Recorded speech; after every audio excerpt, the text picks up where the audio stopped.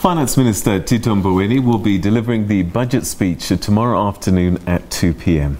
Political parties and the Parliamentary Budget Office are proposing a draft of policy strategies to look into growth and stabilise debt levels below 50% of the GDP. Cost containment and the sale of assets is top of the list of these proposals.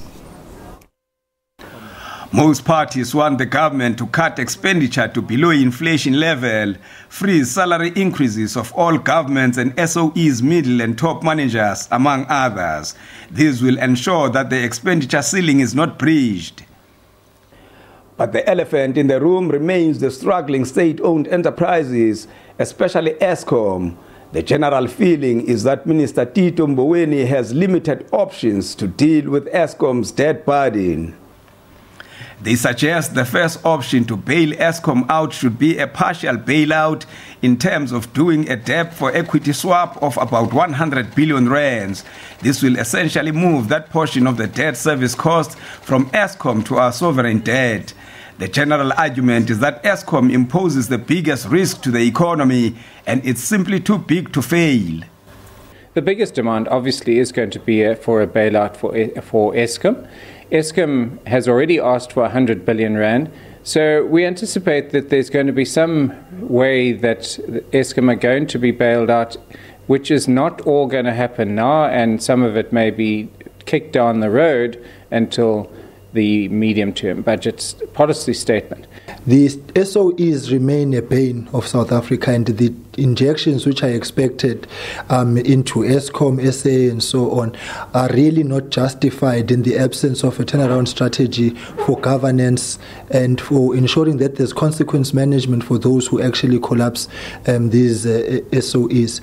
So it would be prudent for the minister to set into motion practical programs of public-private partnerships insofar as these SOEs are concerned, to ease off the strain on the national fiscus and the taxpayer, which is caused by the continued bailouts which are being given to these SOEs.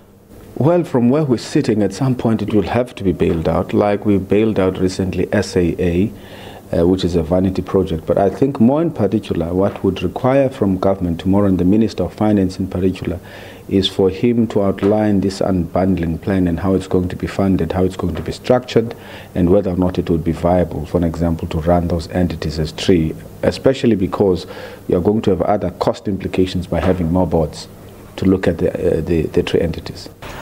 Over and above these expenditure pressures, the Parliamentary Budget Office says containing budget deficits, borrowing requirements, and the already ballooning national debt are essential. Debt service costs are essentially have the potential to squeeze out spending on other areas and other programs.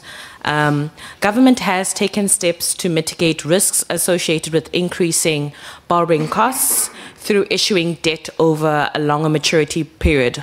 Although, as we know, net loan debt, as my colleague has stated already, is still expected to increase over the next 3 years. The fastest growing area of spending within the expenditure of the fiscus is debt service cost, and this is reflected because of the widening budget deficits and the projected increase in debt. The debt is expected to exceed at least 3 trillion rands this year. Mboweni is also expected to present a credible plan to boost the economy and fend off rating agencies. Sluggish growth, a high unemployment rate and revenue shortfall make his job even harder. Manilisi Tubase, SABC News, Parliament.